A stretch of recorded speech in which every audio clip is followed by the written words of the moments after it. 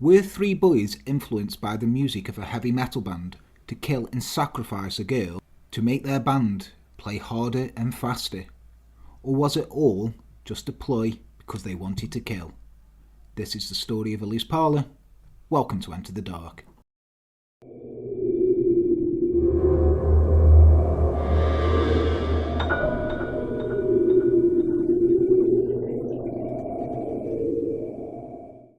Hello and welcome to Enter the Dark. I am Jan. With me as always is the man who is one part the Führer, one part the Pope.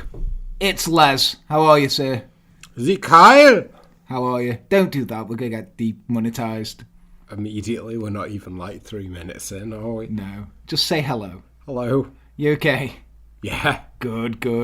You set me up for that, you bastard. I did. Yeah. So then...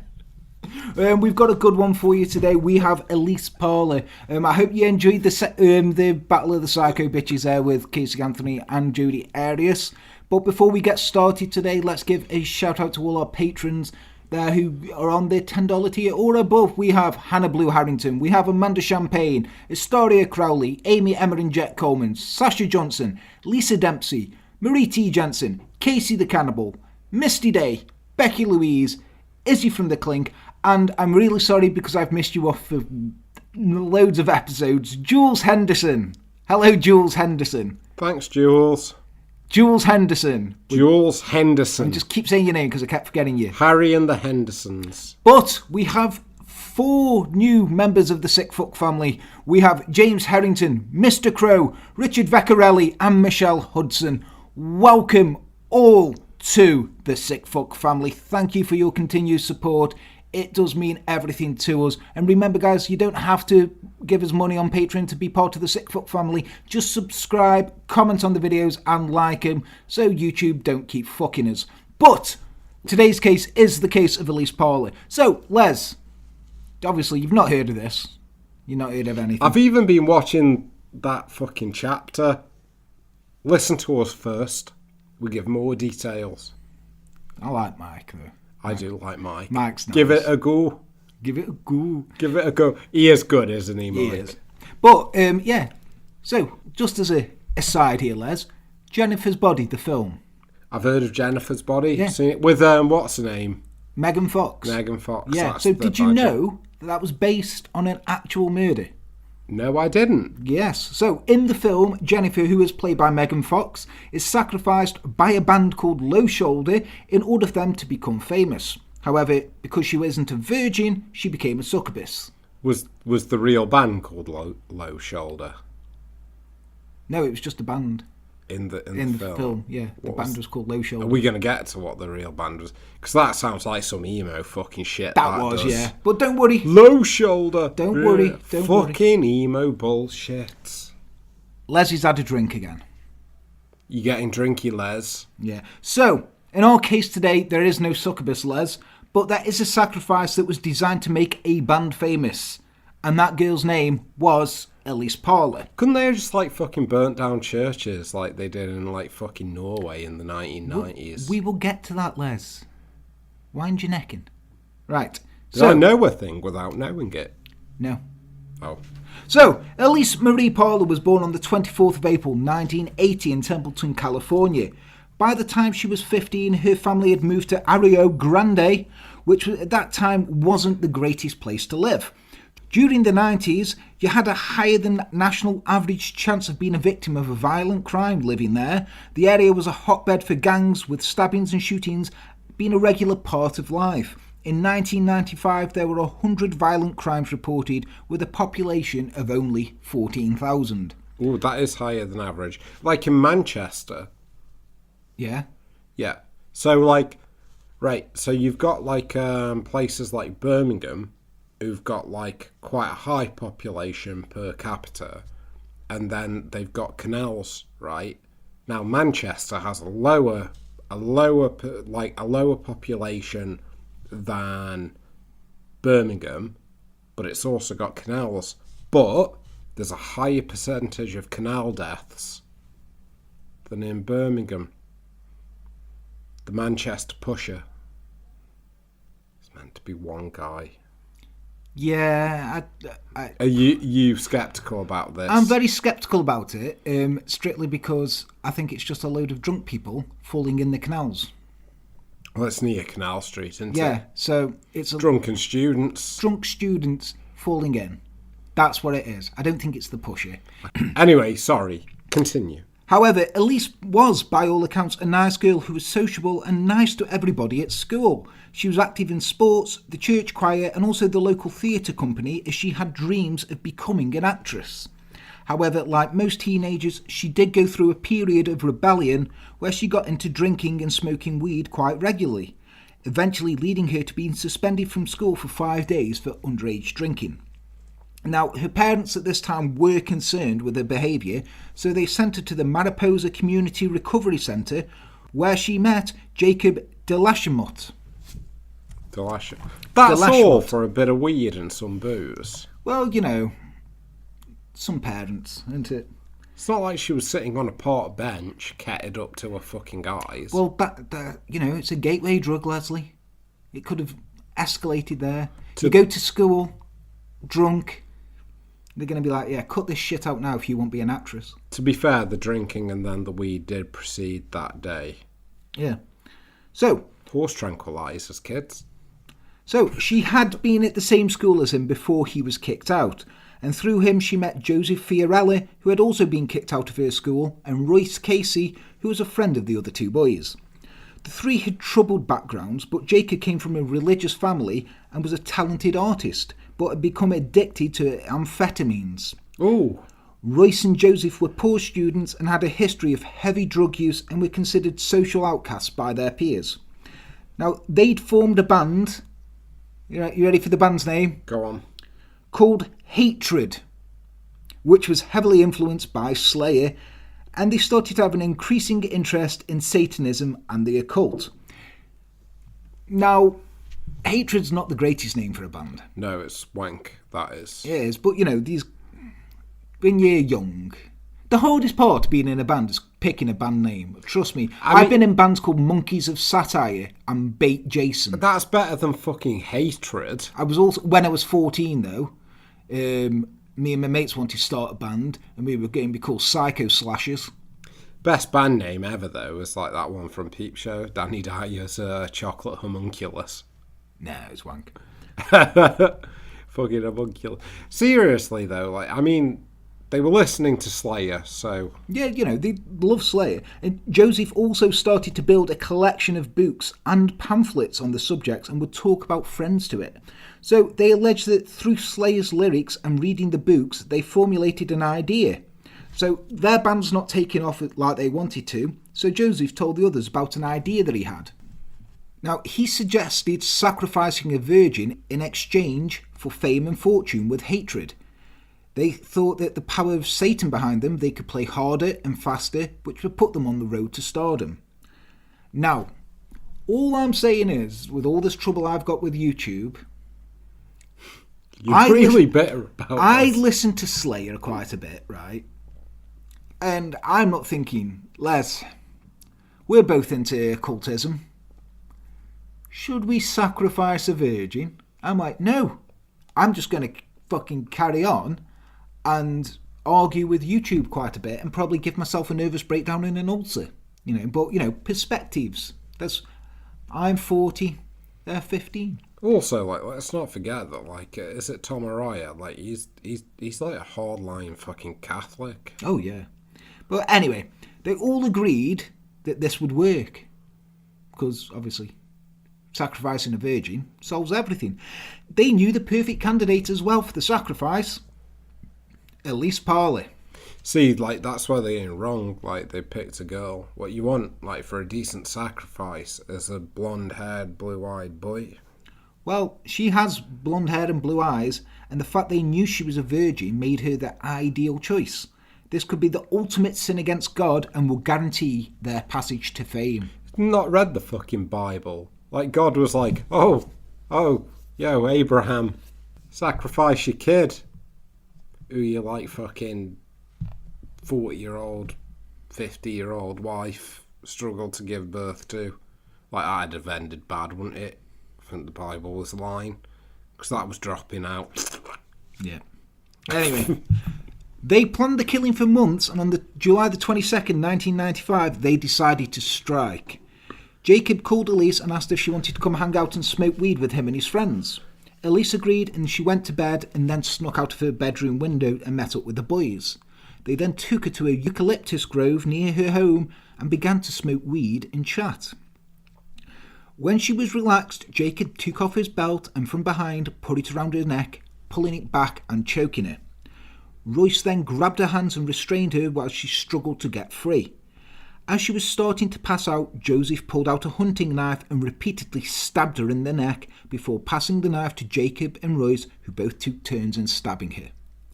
During the attack, Elyse was crying out for her mother and begging God to end her suffering, while the boys kicked and stamped on her neck. Eventually, her body gave in to the punishment and she died. Not satisfied with what they had done, the three boys then took turns in raping her dead body. Oh, okay, that's not right. They left her body and it would remain there until she was found 8 months later. Holy shit. But the boys would return on several occasions to commit necrophilia on the body. Why? The following morning, Elyse's parents filed a missing persons report, thinking she'd run away and would soon return.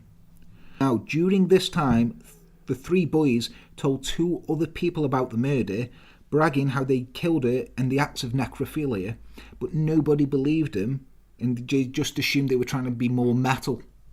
They were like, oh yeah, we killed Elyse, and yeah, we raped her dead corpse, and they were like, you fucking edgelords. Yeah, that is a bit... I mean, the amount of times you've had edgy people telling you they've done things and you're just like, that's bollocks.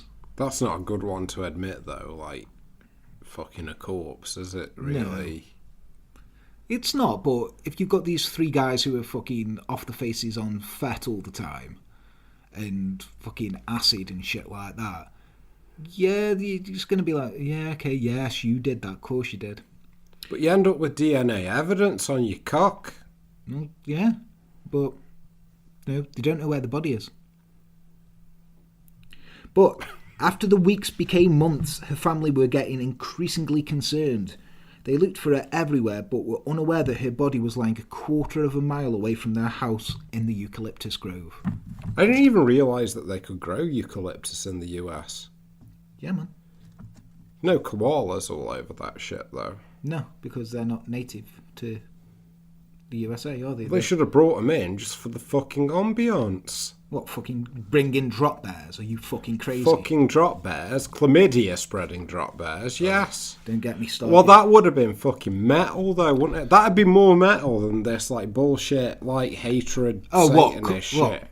Calling your band Koala? Yeah, because then you can explain it. Why did you call the band Koala? Because I've got chlamydia. Because it's a chlamydia bear with razor-sharp claws. You can really tell here who hasn't been in a band in their life. I've never been in a band. Yes. I've been in several. Razor Death Chlamydia Bear. Good band name. Too long. A break in the case came when Royce stopped hanging out with the other 2 boys. Now, Royce had found God, apparently, and decided he needed to confess his sins. He was also scared that his urge to kill would come back and he would become the next target for his former friends. Now, Joseph and Jacob had told him that Elyse wouldn't be the only sacrifice that they would need to make, and they were looking for more people to kill. So Royce went to the police and confessed to the killing and took the police to where Elyse's body was. The autopsy report showed she had 12 stab wounds, none of which were fatal, which meant she'd slowly and painfully bled to death. Royce was completely honest about his role in the killing and the events that led to it, telling a shocked detective that the only motive was that they needed a sacrifice to Satan to reward them. The police were in shock at this revelation and they didn't think the case could get any weirder. But then it did. Royce told him it wasn't the first attempt they'd made at killing Elyse. Prior to him hanging out with Jacob and Joseph, they, along with a 3rd boy, plotted to kill her on a different occasion. They invited her on a walk and led her to a ravine where the 3rd boy pretended to fall down and asked Elyse for help. When she climbed down to him, Joseph threw him a hunting knife and Jacob told him to kill her. However, the boy froze and couldn't go through with it. Now, at least she must have thought this was a joke or something, because she never reported it and she carried on hanging out with him. So she was just like, oh, fuck off, you knobheads. He's not getting fucking kill me.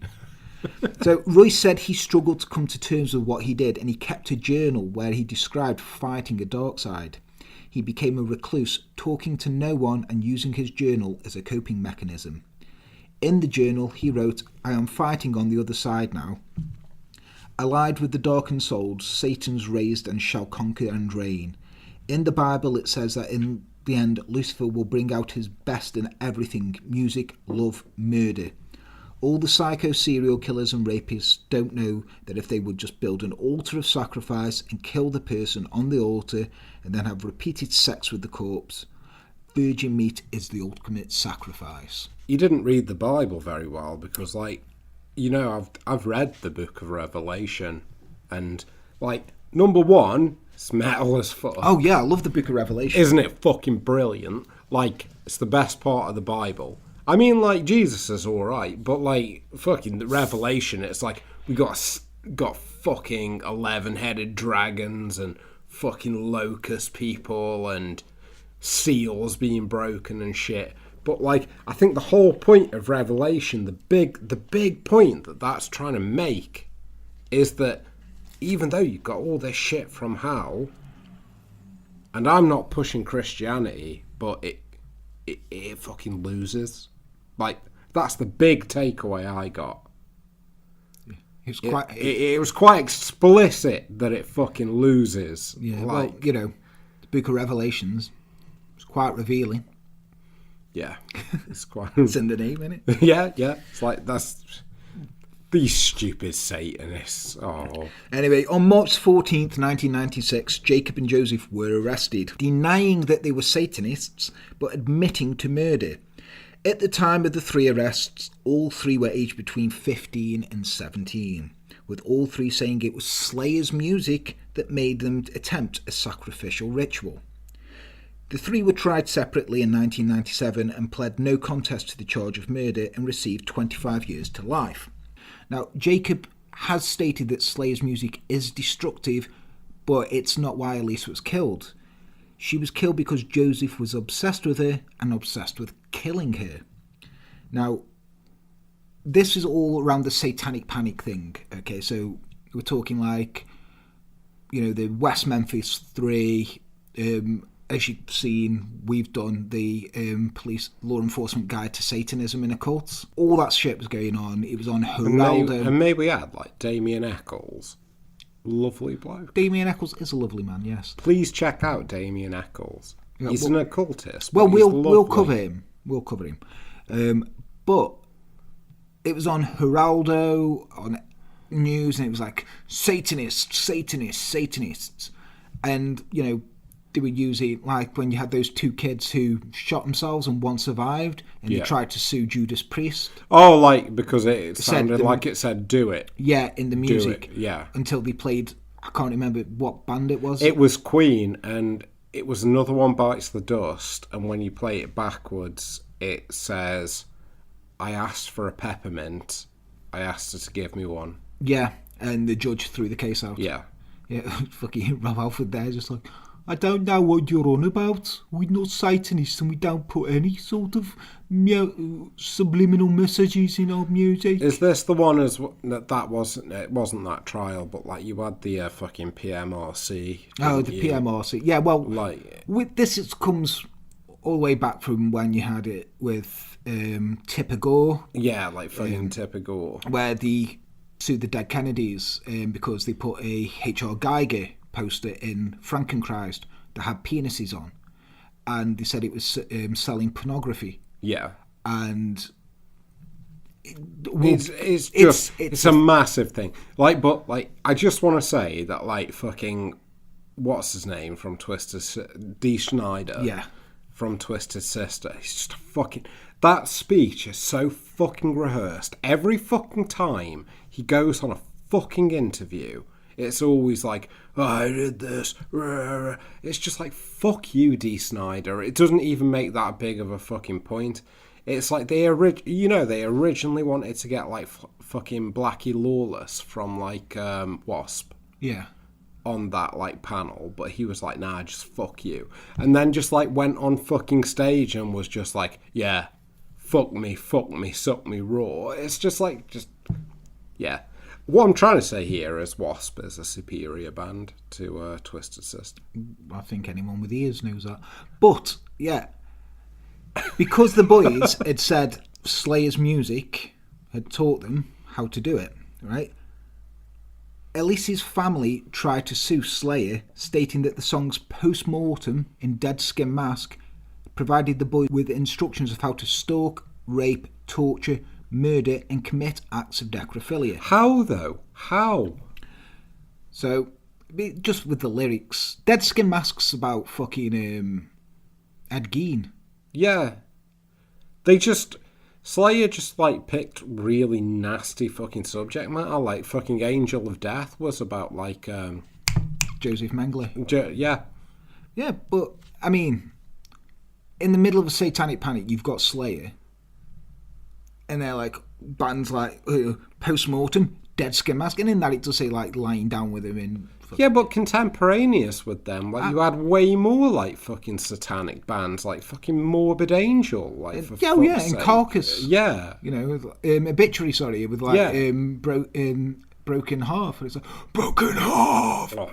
But yeah, Slayer are fucking awesome. Fucking Death, they were around then, and they were fucking brilliant. Like, we can talk about. It's like, did they suddenly become a metal like fucking podcast? No. But yeah, the original case, it was thrown completely out, and the judge said there's not a legal position that could be taken that would make Slayer responsible for this girl's death. Good. Where do you draw the line? You might as well start looking through the library at every book that's on the shelf, and he's got a very good point. Yeah, he has. Because you could say, like, Slayer write lyrics, that's not an instruction to do it. It's like, if I read the Bible, I'm like, okay, so I can kill my daughter if she's not a virgin when she gets married, or stone her or something, you know, where that's... it's not just like the Bible, if you, like, take it down to, like, you know, the pinnacle of, like, English classiness to some, like, but, like, fucking Shakespeare, you got, like, fucking...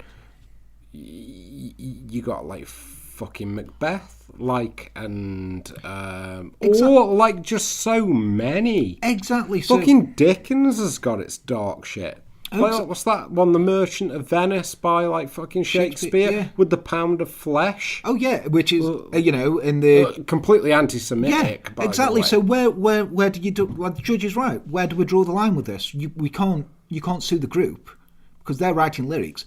They're not telling people to do this. It's lyrics. It's freedom. It's art. It's freedom of speech. Yeah. But then the parents filed a second lawsuit. This time, on the basis that Slayer's record label knowingly distributed harmful material to minors. Now, through the PMRC and Typicor and that, they put the parental advisory, explicit lyrics, explicit content on there. They did try to get one for Nirvana, you know, on Nevermind. Oh no, that like with the fucking, baby, yeah, because it's got the baby's penis the on. Penis. And Kurt Cobain said, "I don't see a problem with it," and they were like, "Well, you know, it's a baby's penis." So he said, "I'll make a sticker for it," and he made a sticker and put it on. And said, "What do you think of this?" And it said, "If you're offended by this, you are a closet paedophile." And they said, "No, it's fine." And he was like, "We can just cut the dick off if you want." And then they were like, which it would have been easily. And then they were like, "No, it's fine." So that's why it's on there. It's kind of not like that fucking band Scorpions album though.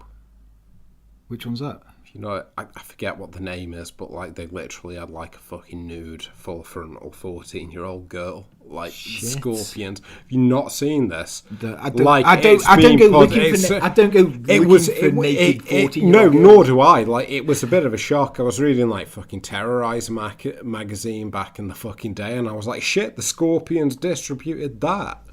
Like, you know, like with fucking Winds of Change, because they're not exactly the most edgy band, are they? Do you know what their drummer was called? What? Herman Rarebell. Oh, God. In conjunction with that album cover, fuck me. Yes. So, the law firm Milberg, Weiss, Burchard, Hines and Lerac represented the Pahlers, saying the distribution and marketing of the obscene and harmful material to the adolescent males constituted aiding and abetting of the criminal acts described in this complaint. They also felt that none of the vicious crimes committed against Elyse Marie Pahler would have occurred without the intentional marketing strategy of the death metal band Slayer. They're not death metal. They're not fucking death metal. The record label said that they warned the public and the children's parents because they put the sticker on the album saying parental warning. Slayer's albums also contained violence and sexual language in the lyrics warning. So all those warnings are on there. They're saying, these kids have got them. It's not our fault. We've warned you about it. It's not death metal, though. Alan Hutkin of the law firm said that the warning stickers record labels are required to put on CD cases if it has explicit language actually act as an advertising device in drawing kids in. They kind of do. But, yeah. But like they're legally obliged. They're legally obliged to do it, and Tipper Gore pushed for this. Yeah, but like, let's be honest. Like, I mean, you grew up in like what, the 80s, towards the end of the 80s. Yeah, the 80s, 90s. And I grew up in the 90s, and I'm not kidding. When I saw like a fucking parental advisory sticker, I was like, Mum, can I buy this? And like, my mum was just like, it's just fucking music. My parents were like that. But yeah, they said that the fact that our society does not allow kids to watch or even get near a snuff film, still minors can go out and buy snuff music anytime they want to without their parents even knowing. It's not fucking snuff. Oh, I'm sorry. Like, can we do like a fucking episode on the PMRC and all that like fucking bullshit? We will do the Satanic Panic. Calm yourself, little drunk Les. So, George E. Jeffrey Burke dismissed this case too, saying, I do not consider Slayer's music obscene, indecent or harmful to minors.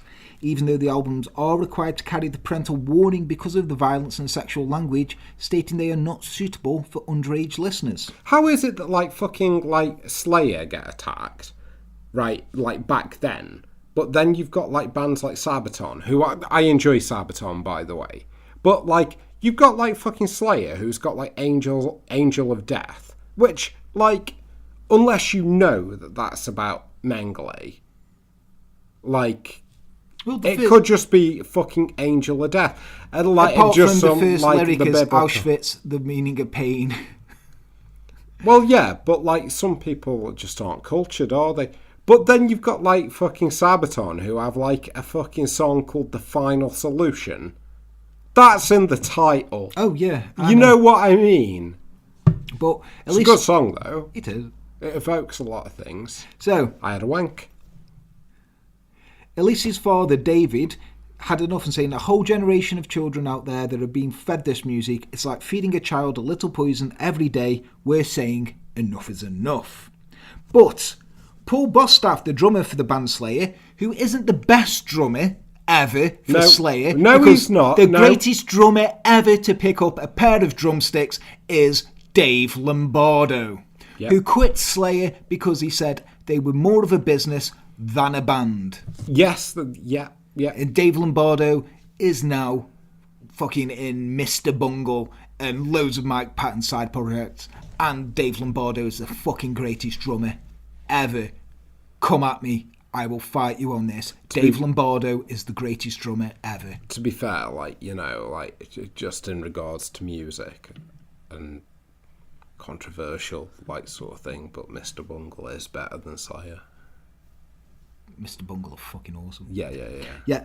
But he said in an interview with Guitar World magazine, they're trying to blame the whole thing on us, when he clearly thinks the blame should be put on the Killers only, which it should. Yeah. If you're going to do something stupid like that, you should get in trouble for it. He continued by pointing out how the Killers don't even follow their necrophilia sacrifice rituals, which the band had detailed in the songs. So he's like, yeah, don't blame us. These fucking idiots didn't even do the same sacrifice that we've put in our songs. So fuck off.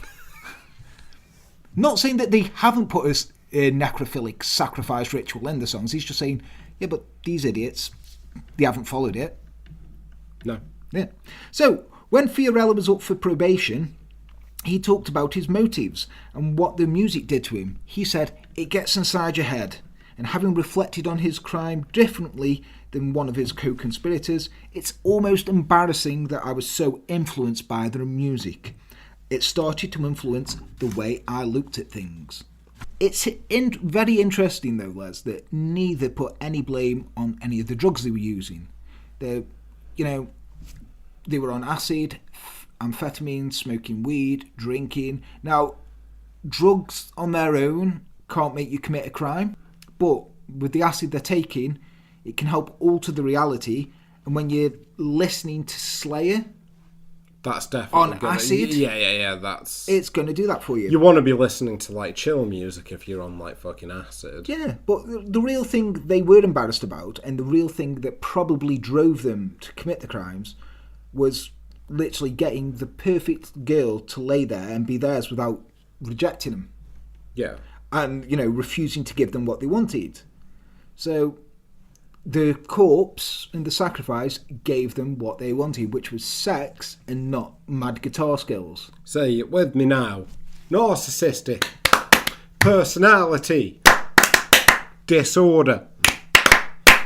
So, yes, that was the case of Elyse Pahler.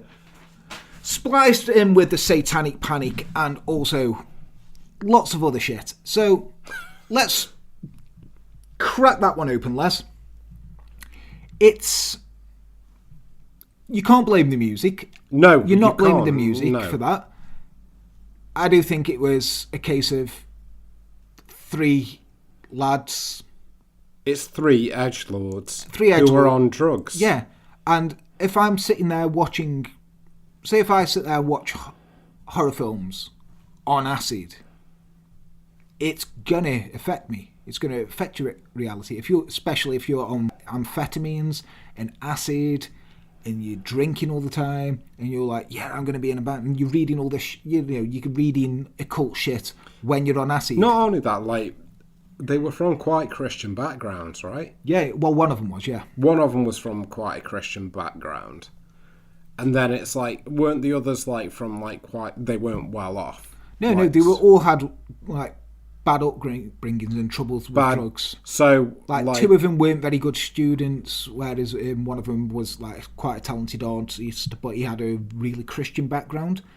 But, if you start... So it's almost like if you take drugs and add it to, like, a poor background. In a very, very bad area at that time. In a very bad area. Apparently that area now is quite nice, but in that area you've got violent crime, you've got murders, so you're living around murder. You're living around death. And then you have got, like, I mean, no fault to the musicians or the music, but then you're listening to a form of music that possibly validates some of the things to the mindset that you have based on the context, which is, I've got a very bad background where people are getting like killed left, right, and centre. I'm also on fucking acid, and then you drop Slayer into the mix. You're gonna. You can't. Yeah, it's gonna affect you. You can't blame the music. It's not that like sort of peace and love, like fucking hippie but once vibe, again, is it? Like, but once again, they're going after Slayer. They're not going after people who are giving him the acid. And they're not going after, like, not to, like, get too political, but, like, the fucking socio-economic background that has, like, bred these people. Because, like, that shit comes from poverty, like... Yeah, exactly. Clearly. So, this is the thing. So, this could go on. Sorry, it's just, like, rabbit holes, Les. Yeah, no, it is. But this is the entire satanic panic thing. We will cover the McMartin preschool case because that was just fucking crazy how that kicked off everything. But like we say this, like, because I've got to drop this in here because we're on about metal music. How do you explain away Norway in the 1990s? Because they were quite clever, affluent kids who weren't on drugs. There's always knobheads. Varg. Varg Vikings. Like, fucking, who were just like, yeah, we'll burn churches down and fucking kill people. Yeah, but you know what I mean. They were Vikings once, we'll forgive them. Was that racist? Yeah, that was very racist. They weren't. It's not because they were Vikings once. It's because they were knobheads. They were knobheads. But, yes. So, guys, let us know what you think. Do you think, like, seriously, let us know. Yeah, because it's an interesting point of discussion. You know, this is a fucking rabbit hole we can go down if you want us to. Do you think that the music influenced them, or do you think it was the drugs that made them influenced by the music? Because I'm sticking my flag in the camp of, if you listen to something or watch something that is dark and violent while on a mind-altering drug, it's going to alter your mind in a negative way and change the reality, which will lead you to do this. Like they've said, like most of them said, in prison. It wasn't the fucking music. Like, you know, he was obsessed with her. He wanted to kill her. You know, and, you know, she was a good-looking girl, and these, like, she liked hanging out with them, smoking weed, but, you know, she wasn't like, no, she's like, I'm singing in the choir in church.